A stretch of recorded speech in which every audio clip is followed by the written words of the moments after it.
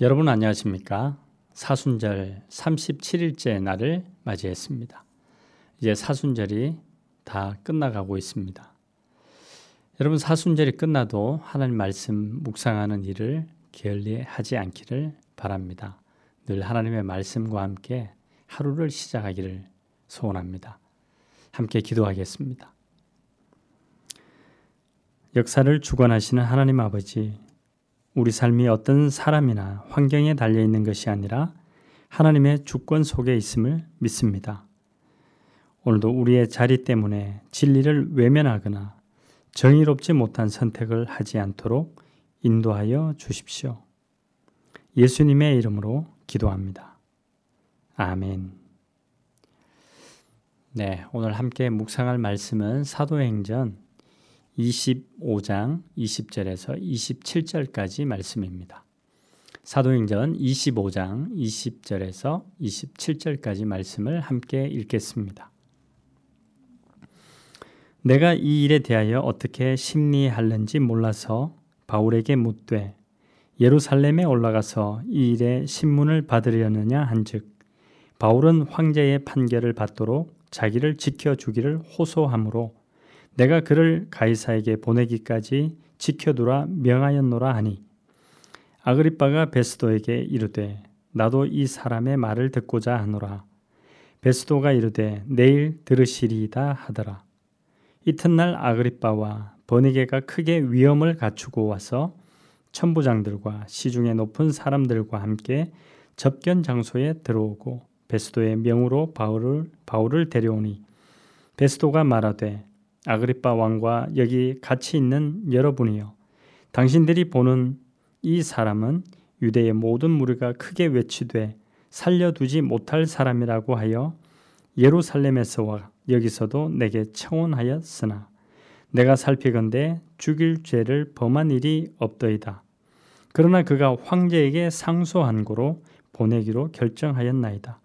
그에 대하여 황제께 확실한 사실을 알릴 것이 없으므로 신문한 후 상소할 자료가 있을까 하여 당신들 앞 특히 아그리빠 왕 당신 앞에 그를 내세웠나이다.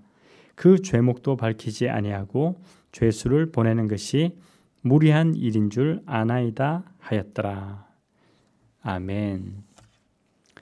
네, 오늘 함께 묵상할 내용의 제목은 어떻게 해야 할지 몰라서입니다. 사느냐 죽느냐 이것이 문제로다. 셰익스피어의 4대 비극 중 하나인 햄릿에 나오는 대사입니다. 이처럼 쉽게 결정하지 못하는 심리를 햄릿 증후군 이렇게 말하죠. 쉽게 결정장애라고 말합니다. 사실 햄릿만 아니라 우리도 자주 짜장면과 짬뽕 앞에서 망설일 때가 있습니다. 전심 잘 못 고른다고 세상이 바뀌는 건 아니지만 자신의 삶을 스스로 결정하지 못한다면 그것은 정말 심각한 문제가 아니겠습니까? 요즘에는 아침에 일어나서 잠자리에 들기까지 모든 걸 부모가 해결해 주는 결정하는 대학생도 있다고 합니다. 왜 어른이 돼도 스스로 하지 못할까요? 부모의 과도한 간섭과 통제 때문에 그렇습니다. 다 큰 자식 주변을 빙빙 맴도는 부모를 헬리콥터 부모라고 말한다지요.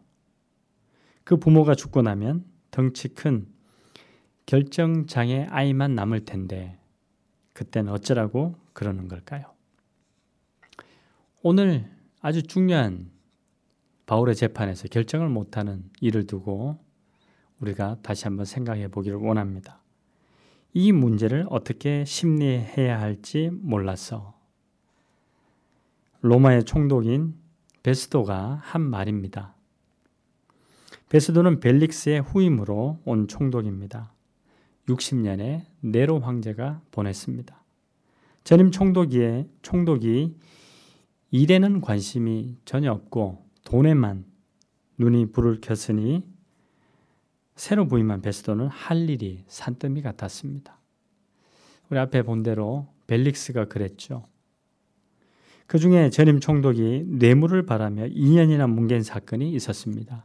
바로 바울에 대한 고발 사건입니다. 베스도는 부임한 지 사흘 만에 예루살렘으로 갔다가 이 재판건을 알게 되었습니다. 그래서 열흘쯤 지난 후에 바울을 재판정으로 불러냈습니다.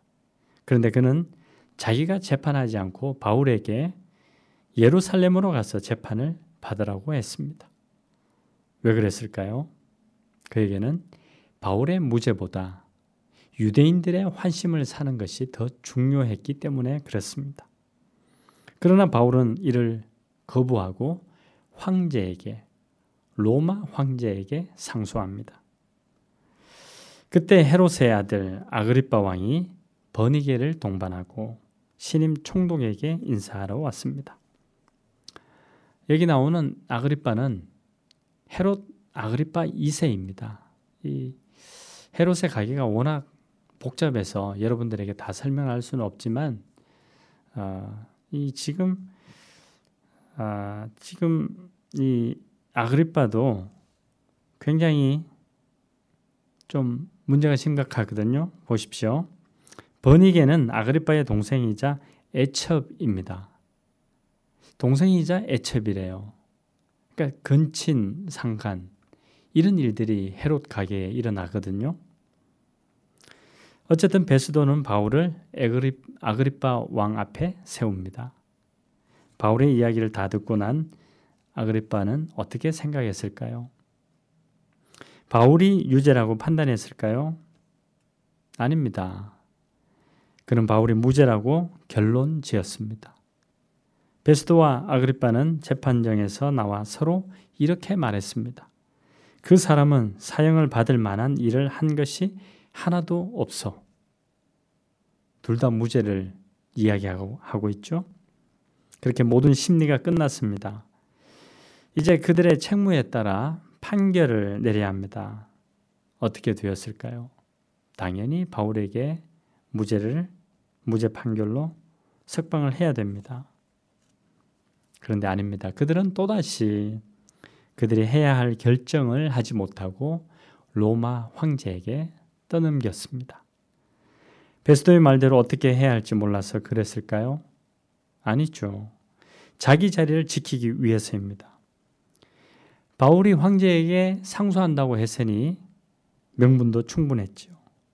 베스도는 손을 씻으면서 책임을 떠넘긴 빌라도의 뒤를 그대로 따르고 있습니다. 여러분, 오늘 하루도 우리가 여러 가지 선택을 하고 결정해야 되는 일들이 많을 것입니다. 그러나 여러분, 우리가 어떤 일에 있어서 불의와 타협하지 않고 오직 진리의 길, 정의의 길을 따르는 것이 중요합니다. 때로는 우리에게 손해가 일어난다고 하더라도 말이죠.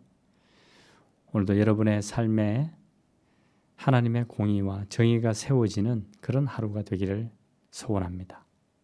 기도하겠습니다. 주님, 헤롯의 법정에 서신 주님을 생각합니다. 진리보다는 자리를 지키려 한 빌라도의 법정을 생각합니다. 우리가 우리에게 주어진 책무를 바르게 수행하도록 힘을 주시옵소서. 예수님의 이름으로 기도합니다. 아멘.